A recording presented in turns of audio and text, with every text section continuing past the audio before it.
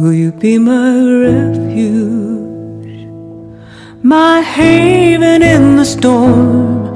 Will you keep the embers warm when my fire's all but gone? Will you remember and bring me sprigs of rosemary? Be my sanctuary till I can carry on, carry on. Carry on. This one knocked me to the ground. This one dropped me to my knees. I should have seen it coming, but it surprised me. Will you be my refuge, my haven in the storm? Will you keep the embers warm when my fire's all but gone? Will you remember and bring me sprigs of rosemary? Be my sanctuary till I can carry on, carry on, carry on. In a state of true believers, on streets called us and them, it's gonna take some time till the world feels safe again. Will you be my refuge, my haven in the storm? Will you keep the embers warm when my fire's all but gone? Will you remember and bring me sprigs of rosemary? Be my sanctuary till I can carry on, carry on, carry on.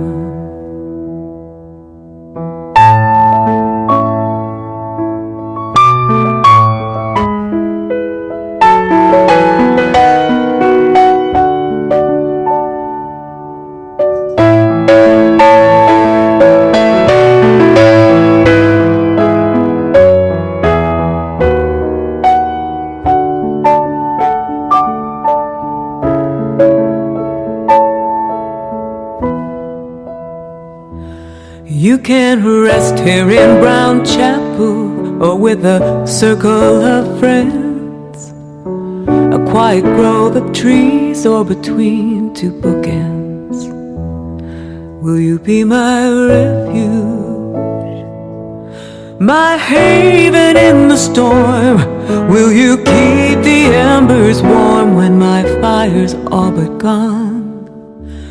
Will you remember and bring me sprigs of rosemary?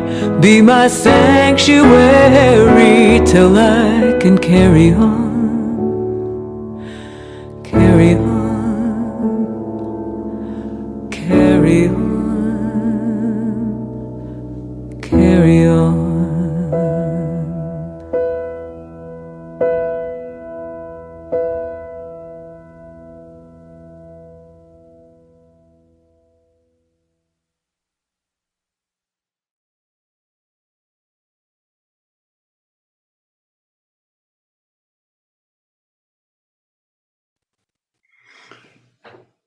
Good morning. I'm Jürgen Allers, and on behalf of the Sunday Service Committee of the Unitarian Universalist Fellowship of San Miguel de Allende, I bid you a hearty welcome, particularly on this Mother's Day, as we reflect and celebrate the joy of receiving and giving nurturance in a variety of relationships. A special welcome to those of you who are visiting with us for the first time. We would like to invite you to stay tuned directly after the service so that we can get to know you a little better while other members of the fellowship are randomly assigned to breakout rooms if they would like the opportunity to reflect on this morning's service and of course to chat with old and new friends. Toward the end of our breakout sessions, we will all regather in our virtual sanctuary to not only meet new visitors, but also to reconnect and chat as a general congregation in our virtual sanctuary till we end our morning's service altogether. So yes, indeed, all are welcome, wherever you may come from, whatever your beliefs or non-beliefs, whomever you love. We simply ask that you bring your whole self, your inquisitive mind, and your expansive heart. And now we'll hear the most current update from our COVID task force, Kate Greenaway. Take it, please, Kate. Thank you. Good morning, everyone. My name is Kate Greenaway, and I'm checking in on behalf of your COVID-19 task force. I'm going to keep this short and sweet. This week, we have good news and a request. The campaign to vaccinate teachers was a huge success. Almost 17,000 teachers reached.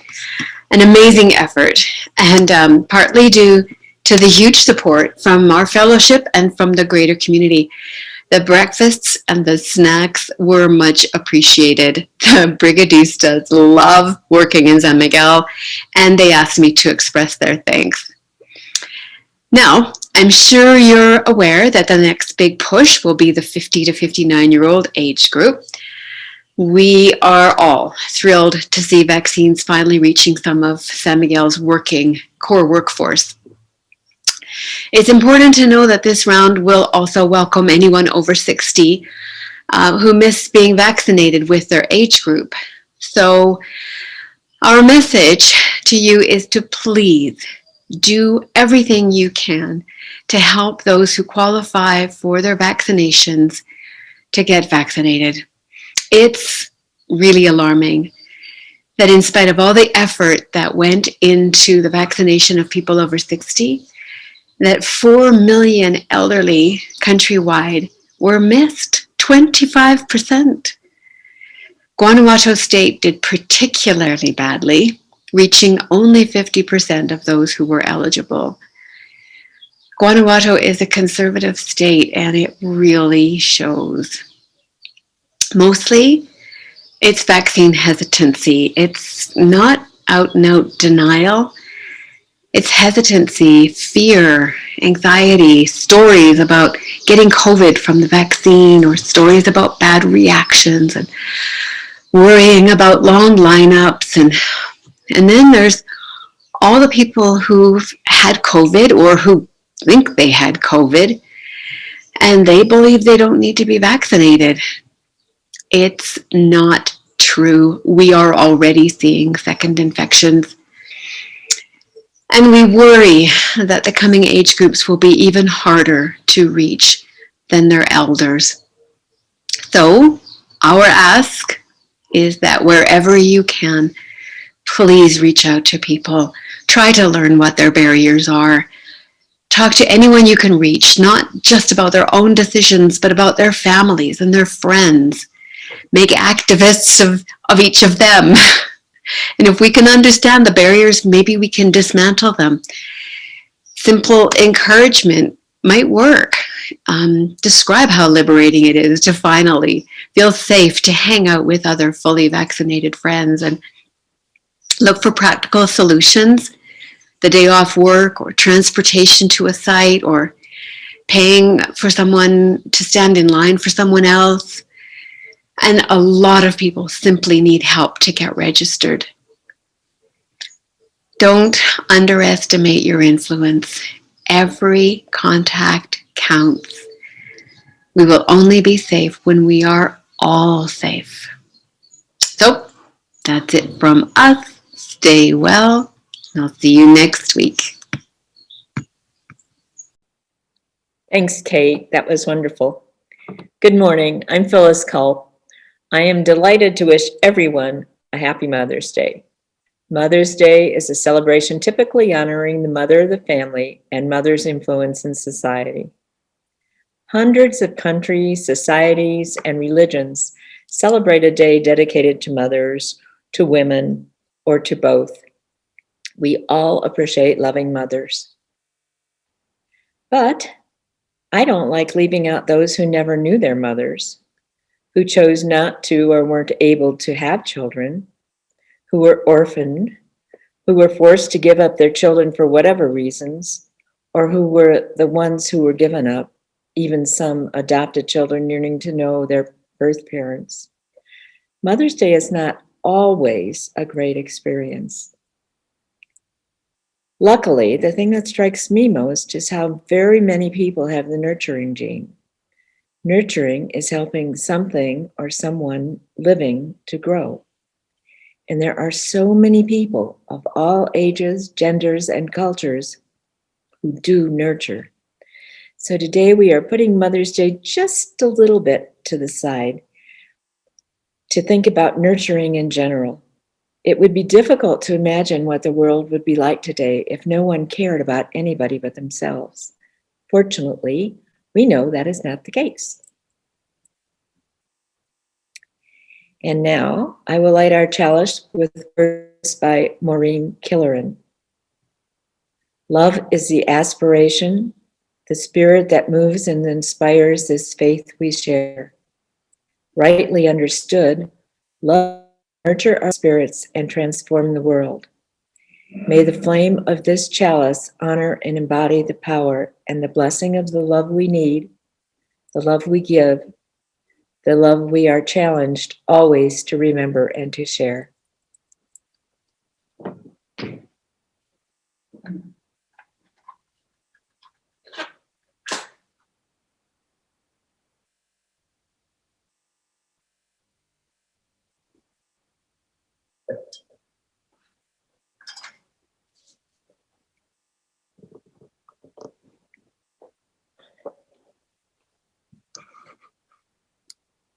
Let's listen to Paul Simon's legendary song, Bridge Over Troubled Water.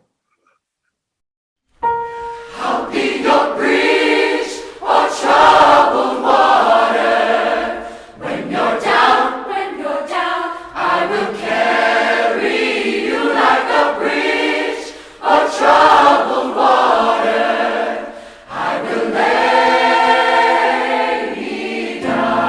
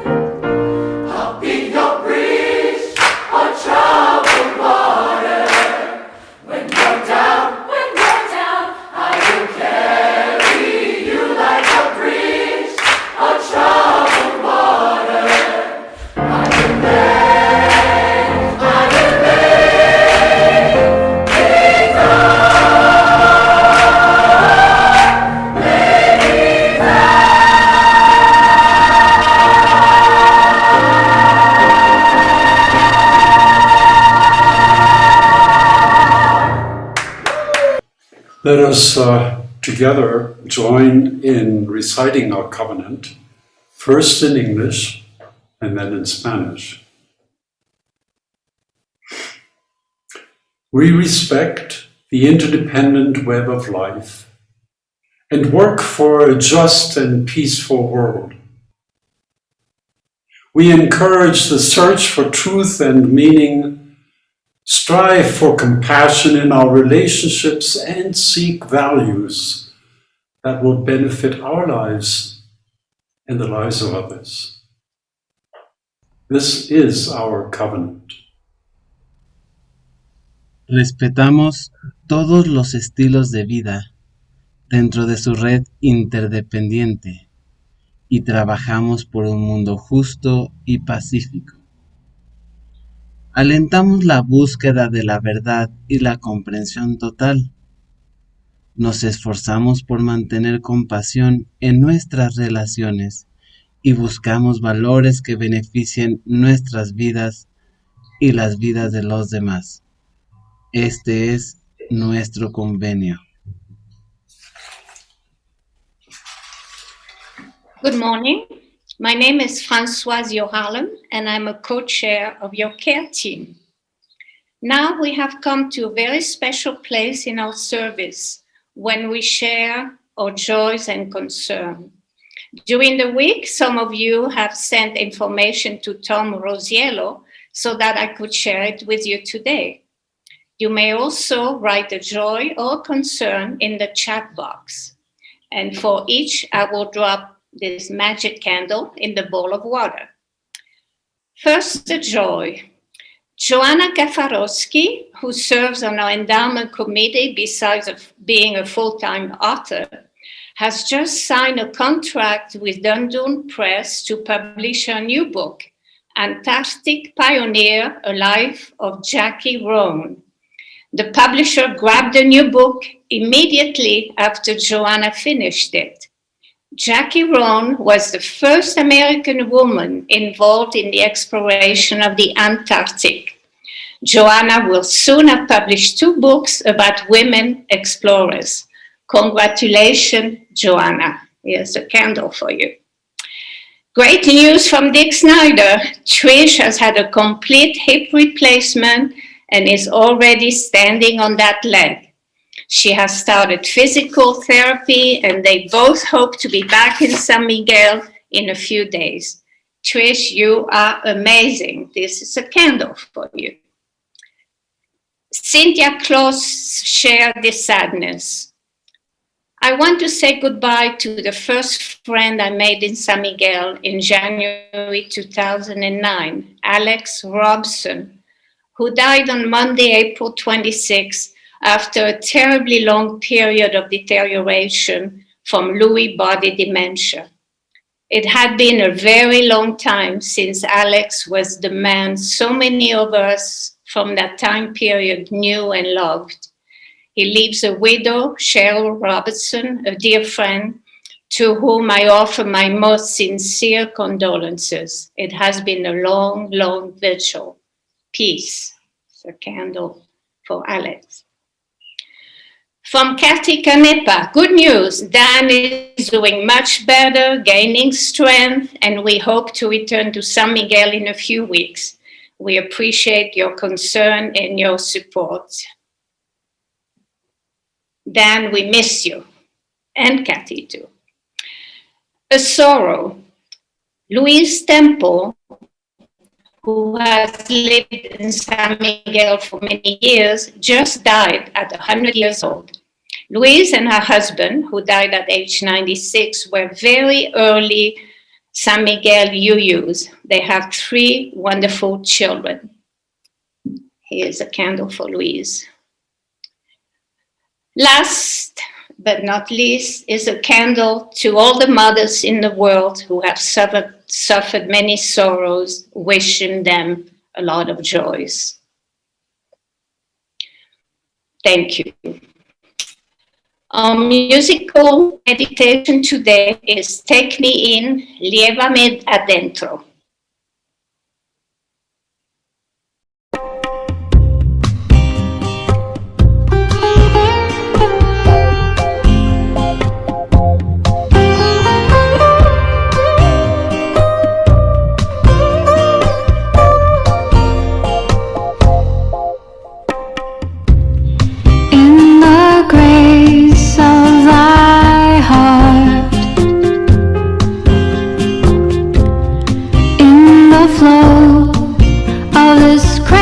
Crazy life. I meditate on my name, burning inside like a warm flame. Take me in to where I end and you begin, to the place where exactly how this story will go. In your love, I can finally breathe. I can finally be me.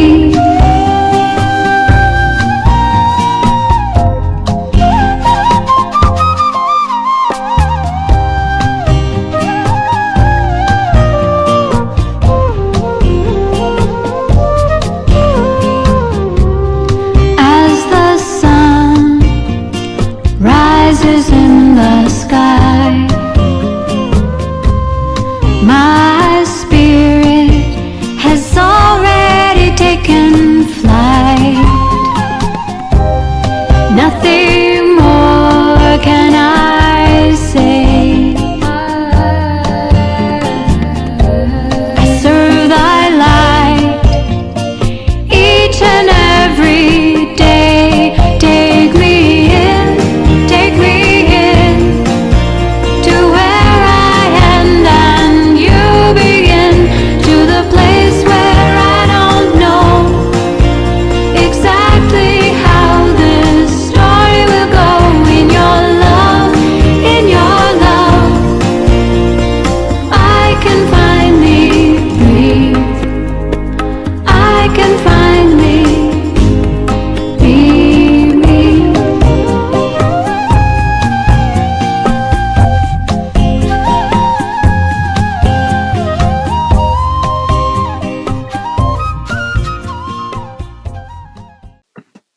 Good morning.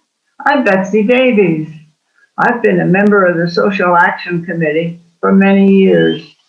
I am constantly impressed by the quality and results of our grant program, which is funded by half the annual budget of the UU Fellowship. These grants have helped raise the shifts of our Mexican population.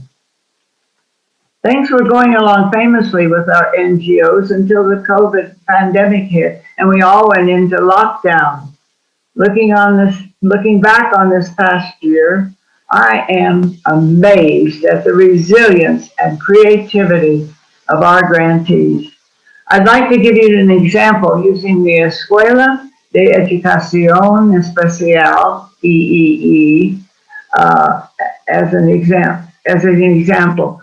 They serve mainly the deaf children and young adults of our area.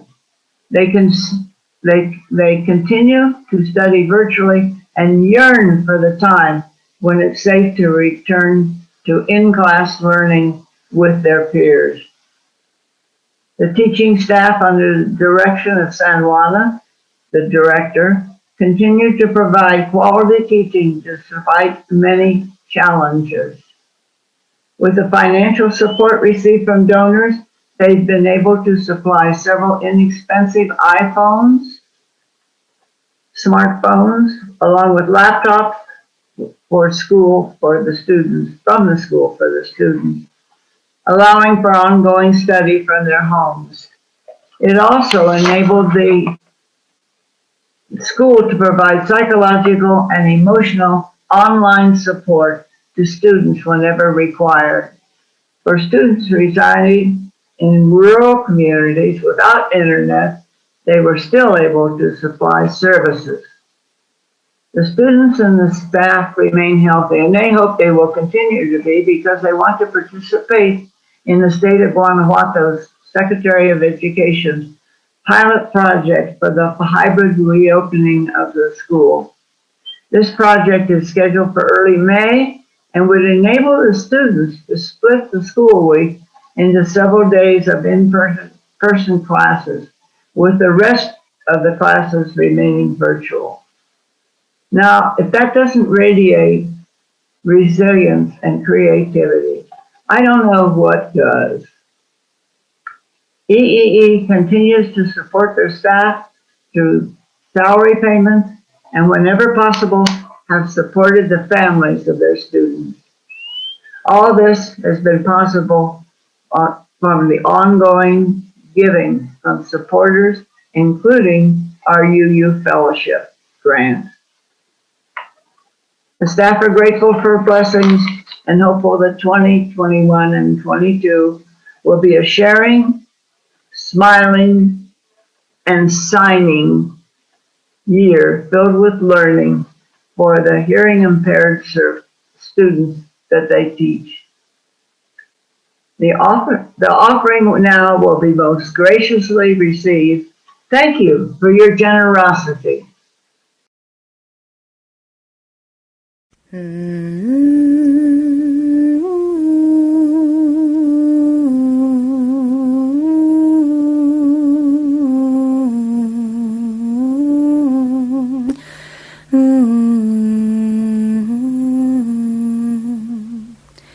From you I receive, to you I give.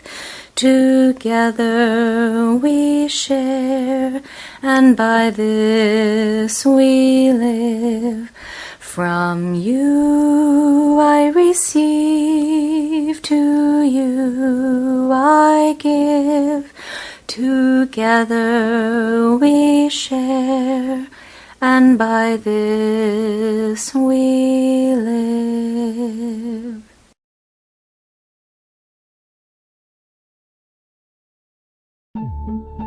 Even if we can't find heaven, heaven, heaven, heaven, heaven, heaven. Hands, put your empty hands in mine. And scars, show me all the scars you hide. And hey, if your wings are broken, please take mine so yours can open too. 'Cause I'm gonna stand by you. And all tears make the light source in your eyes.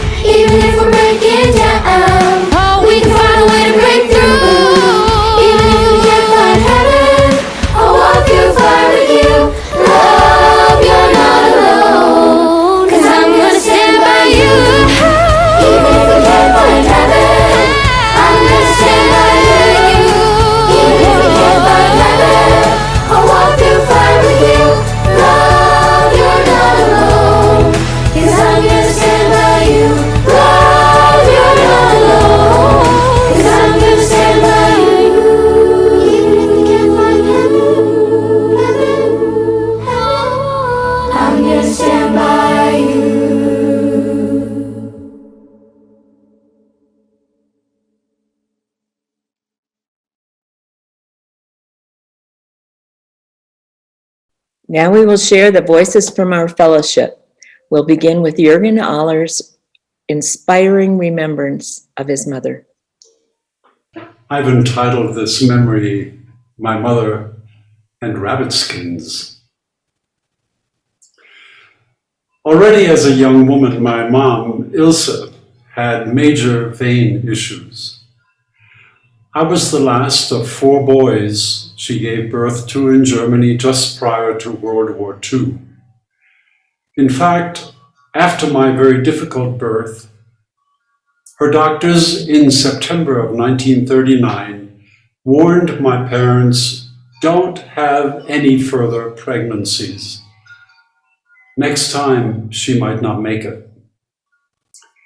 So for the first 10 weeks of my infancy, I spent it right next to her room in the hospital while the medical staff attempted to labored hard to save her life. My birth caused my mother multiple embolisms and thromboses, primarily in her lower legs. In fact, for the remainder of her 93 years, she had to sleep with her legs elevated.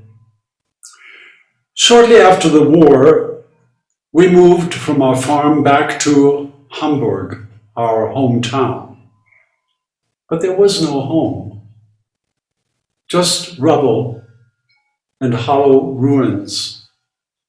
So for a couple of years, we made our home in our Schrebergarten, which is a plot of land that German city folk could rent from the government for up to 99 years, where they could cultivate multiple fruits and vegetables, chickens, rabbits, we did it all.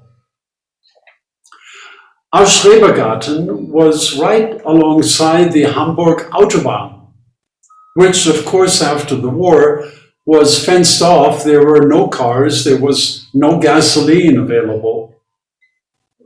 And a tall chain link fence separated our ramshackle home from the Autobahn. We had no electricity, no running water, but within about 500 feet there was a community hand pump. One extremely cold winter, our pump was frozen solid. Through the grapevine, Mutti, which is what we called our mother, heard that there was a bigger working pump on the other side of the Autobahn.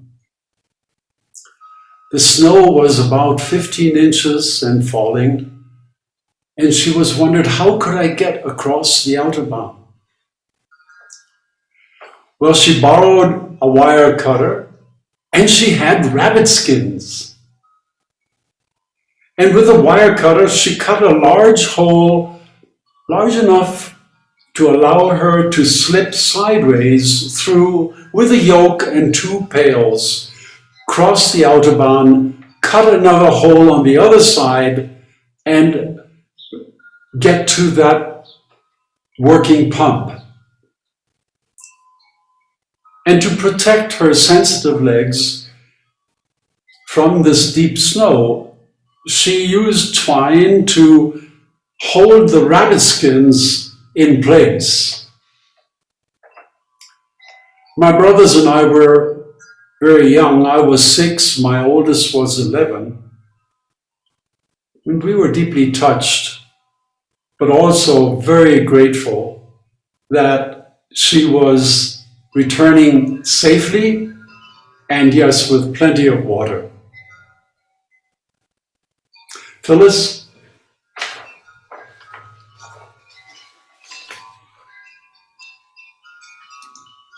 Thank you, Jürgen, for that heartfelt memory, for sharing that heartfelt memory with us. Donna Schubricks tells us, when I think about it in the broader sense, I have been nurtured throughout my life by a lot of people. To Donna, nurturing means guiding, supporting, directing, leading by example, helping, caring, loving, and always encouraging. Of course, Donna remembers many examples from her parents and whole family, but more broadly, she has been nurtured by generous neighbors, inspiring teachers and professors, dedicated mentors, thought-provoking clergy, superior work colleagues, and true friends. Donna says, if we think about it, we can even be nurtured by famous role models in the arts, government, activism, entertainment, or religion, the many people who have led us by their examples. Graciously accepting nurturing from others is a win-win gift for all involved. Like Jurgens, another tribute from a grateful son to a wonderful mother comes from David Russell, who joined our fellowship about 4 years ago. David says that his mom's goal was that he would turn to nurturing before fighting, and he has no doubt that her training gave him far more life. We'll talk more about David's own role as a nurturer later, but first we'll hear a bit about the role model his trailblazing community activist mother was. Patricia Russell moved to Los Angeles in 1953 with her husband and 3 sons. She joined the League of Women Voters and was eventually elected president of the Los Angeles City chapter and later the Los Angeles County chapter. In 1969, she successfully ran for the LA City Council and represented one of LA's most culturally and racially diverse districts. For the first 6 years, she was the only woman on the 15-member council. She served on the council for 18 years, the last 4 of it, as its first woman president. In 1971, she was a Los Angeles Times Woman of the Year. She also served as president of the Southern California Association of Governments and chairwoman of the Los Angeles County Transportation Commission. When her time on the city council ended, she organized the Regional Institute of Southern California, a public-private partnership that explored local problems. Remaining active throughout her 90s, Patricia Russell loved mentoring young women, hiking, mountain climbing, and skiing. She served as an active volunteer for several organizations, delighting in the beauty of life and the vigor of her beloved Los Angeles. Pat Russell died in February of this year. She was 97. Her son David wrote, "I adored her as mom, but also as one of the most extraordinary persons I have ever known."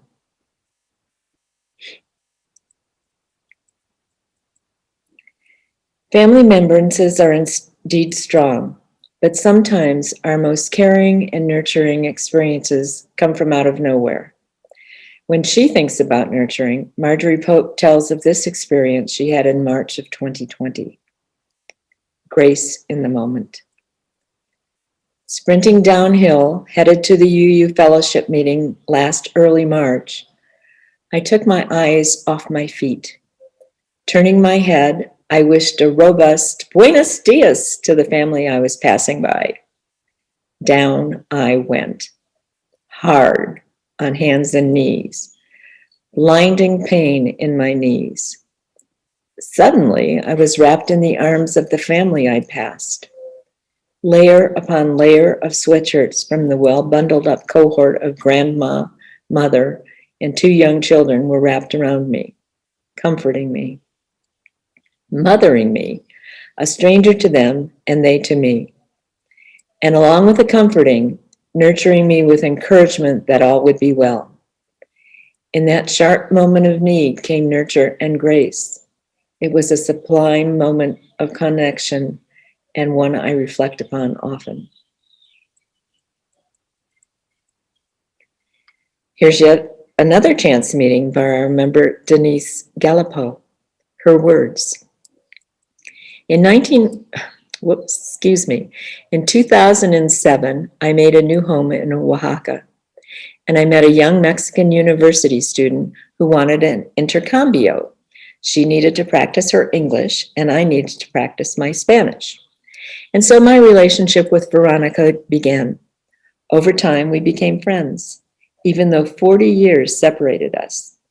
And 14 years later, we are still close. Recently, I received a notice advising that there would be Pfizer vaccines distributed at the university campus. The following day at 7 a.m., Veronica went there and stood in line for me.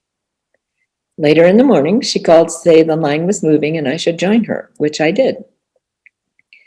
Vero stayed with me for an additional 2 hours as we crept to the entrance. Once there, we parted, but she stayed on the street waiting in case after the vaccine I had side effects.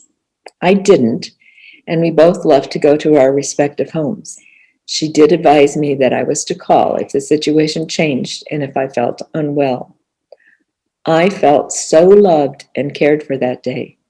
Veronica is not my biological daughter, but she is in every other sense of the word, and I'm so lucky to have her in my life. Nora Cohen writes that her mother was a perfect nurturer.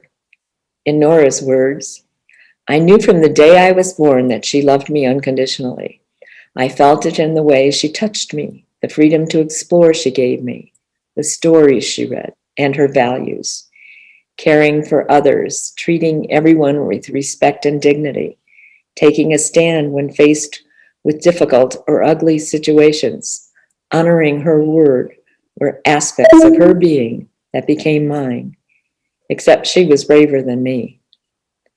She had suffered much. Her mother died when she was 3, and she saw her father drown at age 5, diving in the Dnieper River.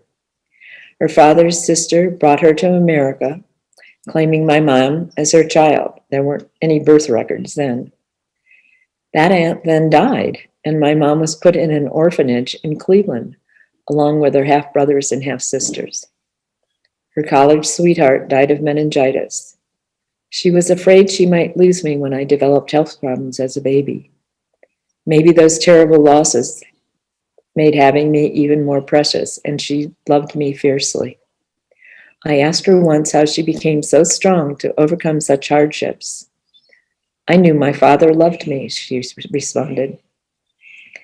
My mom expected a lot, and I wanted always to please her. We lived in a poor section of town in a dingy, dark house. She wanted light.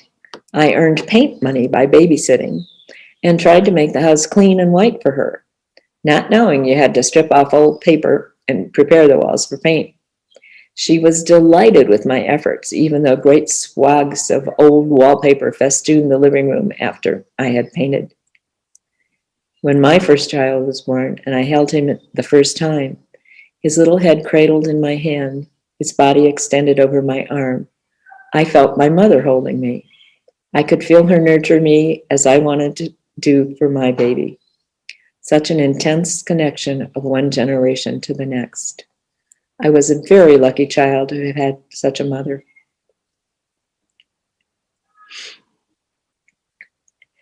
As many of us experience from our own children, Lee Knox nurtured her mother. Lee writes, in her later years, my mother had Alzheimer's. She lived in a nursing home, and I spent most days with her in hopes of keeping her contented and less confused. She wasn't sure where she was, or who she was for that matter, but she knew she was not home. Some days she would ask me, where are we? At first, I tried to explain the truth, but I soon learned it was more soothing to her if I lied. I lied to her a lot. When it was time to go down to the exercise room, I would tell her, guess what, Mom? They are serving ice cream downstairs in the lobby. By the time we got to the elevator, she would forget where we were going. I imagine that when I was growing up, Mom fabricated many a story to keep from explaining the ugliness of the real world to me and my siblings. At the nursing home, Mom would ask me the same questions over and over, almost as many times as I had asked her why when I was a child. We watched the same DVDs over and over again. I was as bored with them as I suppose Mom was when she had to repeatedly read Curious George to me at bedtime. And I didn't have to change her diapers nearly as often as she had to change mine as a baby. Me nurturing Mom was undoubtedly easier than Mom nurturing me. She had lost her memory, but she was still Mom, a polite and gracious woman with a good sense of humor, whereas I was a typical child, selfish, annoying, and mischievous. Thanks, Mom, and rest in peace. You can imagine when our own energetic nurturer, Trish Snyder, was a child. Here's what Trish remembers from earlier years. I am the oldest of 5 children, so nurturing and bossiness came naturally. I was the one who devised games for long road trips, was the one who saw my parents decorating the Christmas tree on Christmas Eve, but never told my younger sibs, was the one who taught my 2 younger sisters about the birds and the bees. I was 11 when I learned how babies were born and couldn't wait to tell my 9 and 10-year-old sisters. When I told them everything I knew about the facts of life, they both looked at me in wide-eyed shock. Yuck! Do you think Mom and Dad ever did that? They asked. Never, absolutely never, I assured them.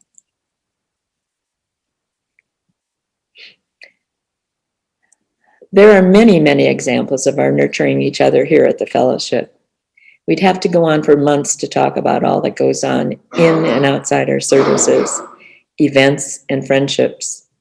There are enormous amounts of sharing time and talents in our committees, on our boards, to and from our employees, our extremely caring minister, our care team, our COVID team, and from many of our members, spouses, grantees, and guests.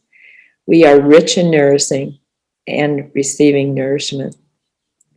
The individuals we know best stand out to us. Here's a tribute from a woman who has always stood out for me. Ellie Goodwin writes, I am receiving right now the most nurturing of my lifetime. Miss Hermanas, the first women's support group at the UUF, has been a wonderful source of nurturing for me since my only family member, my husband David, died 2 years ago. But one of the fellowship sisters has been particularly nurturing. We were good friends before David died, but we didn't spend much time together because I chose to stick close to home in case David needed me over the last 7 years of his life. Excuse me. But as he lay dying at Aceh Plus, my special younger sister stayed close to Emil so we could stay in touch minute to minute. Minutes after he had passed away, I walked alone and in shock into the waiting room at the hospital. There she was. She has never been more than an email or phone call away since then. We take long walks together regularly. She helps me with IT issues a lot. We eat together sometimes. We enjoy volunteer work at the fellowship together. We communicate several times a day. And she has been with me without complaint during the past 2 years as I have grieved over losing David. Now she has included me in her family's activities, and I have the benefit of a supportive relationship with her husband and daughter. My nurturer is one of the busiest people we know, yet she always finds time to accompany me on our life's journeys. Paula Peace, my dear younger sister, I am so grateful.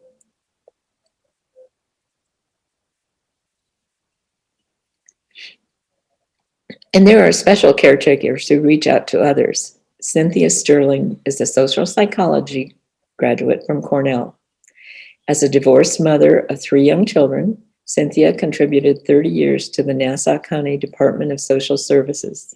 She is a caretaker.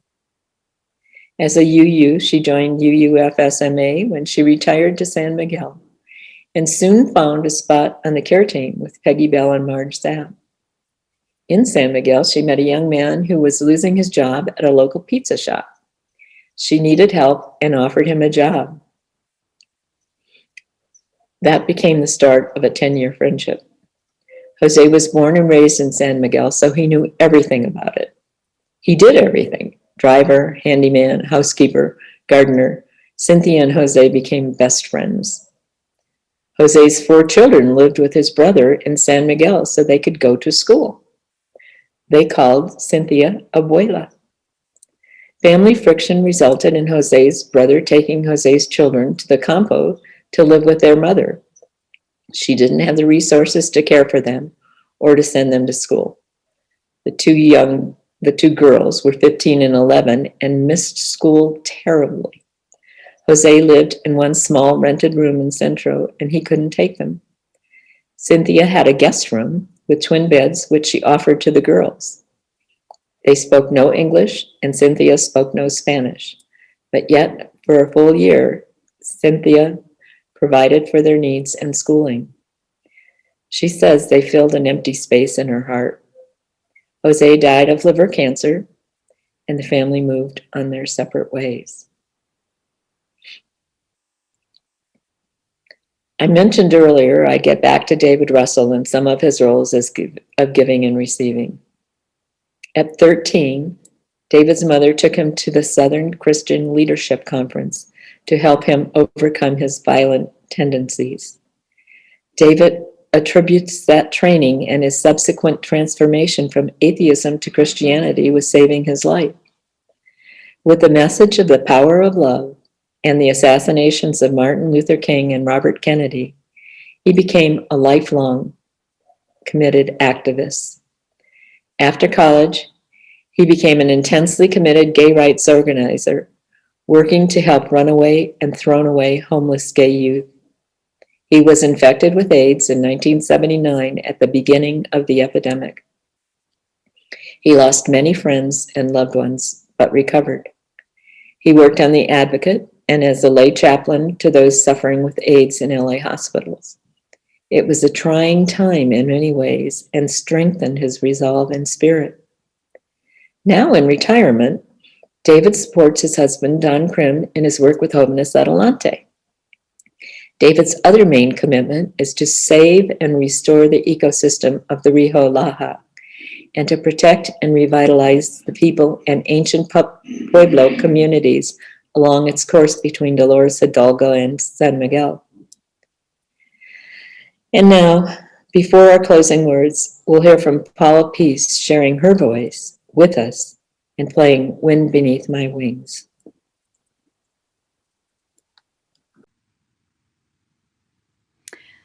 I've been asked a number of times what this piece is. I got her in Steamboat Springs, Colorado, and she is called Giving Thanks. And I definitely am feeling grateful today. Even though I was not blessed with a loving, nurturing mother, nor do I have a sister, but I have surely been blessed with outstanding women friends, including most recently all the special, spunky, sassy sisters I have found in my UU women's group, Mis Hermanas.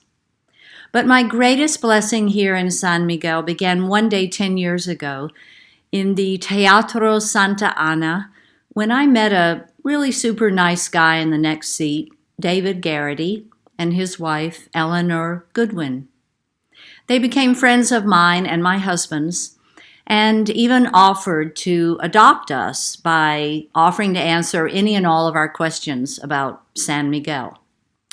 That new friend, Ellie, especially, seemed to be an incredibly thoughtful person. Before long, I was regularly attending the UU Fellowship. Then I was invited to join the Sunday Service Committee, which Ellie chaired. I quickly learned what a real dynamic leader and visionary she was. How she had organized our first Sunday services led by guest UU ministers from the US and Canada.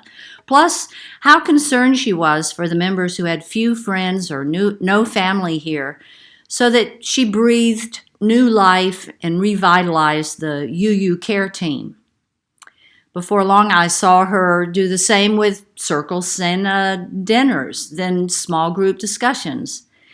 And she always positioned herself at the name tags Sunday mornings to help make sure that visitors were warmly welcomed. She was a leader on the board and on the search committee for our first part-time minister, then later on the Envisioning the Future committee with its far-reaching dreams. And then later, when she herself wanted to personally bequeath her home to the fellowship, and there was no process in place to accept such a gift, she helped launch our endowment committee. Ellie Goodwin has been one of the most visionary and nurturing members this fellowship has ever known in its 34 years. She's been an inspiring personal mentor to me, and along the way, she's evolved into my adopted big sister. As all of you fortunate to be her friends know, she takes care of us all in the truest sense of nurturing. Thank you, Ellie. Thank you from everyone at our UU Fellowship. And thanks for the great privilege to be your most fortunate little sister. You have truly become the wind beneath my wings. And this one's for you.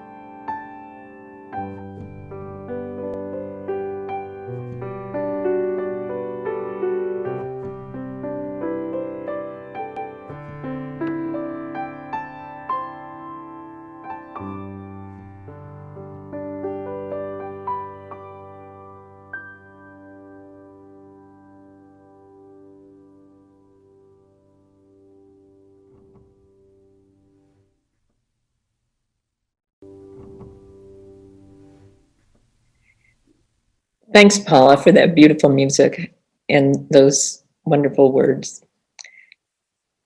I'd like to invite you to please stay with us to participate in small groups to discuss your own experiences with nurturing or being nurtured. It will help you and others to remember and to feel the love and peace and value of it.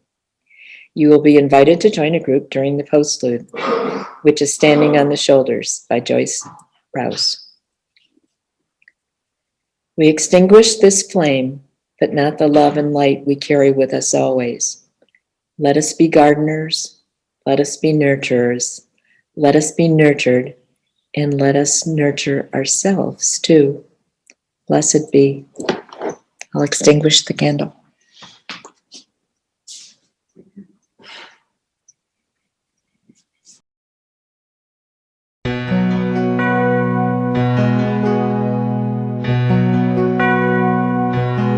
I am standing on the shoulders of the ones who came before me.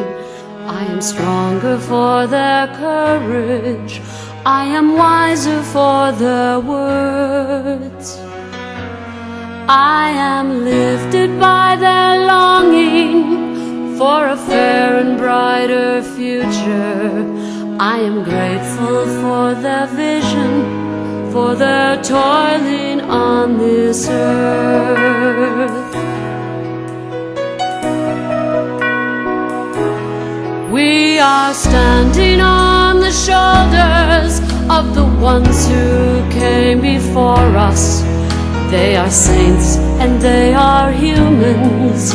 They are angels, they are friends. We can see beyond the struggles and the troubles and the challenge when we know that by our efforts things will be better in the end. They lift me higher than I could ever fly, carrying my burdens away. I imagine our world if they hadn't tried.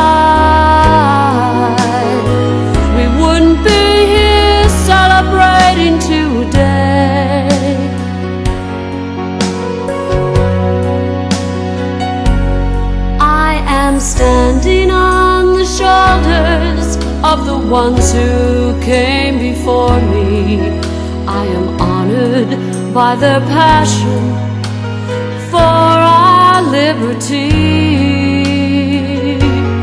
I will stand a little taller, I will work a little longer, and my shoulders will be there to hold the ones who follow me. They lift me higher than I could ever fly, carrying my burdens away. I imagine our world if they hadn't tried.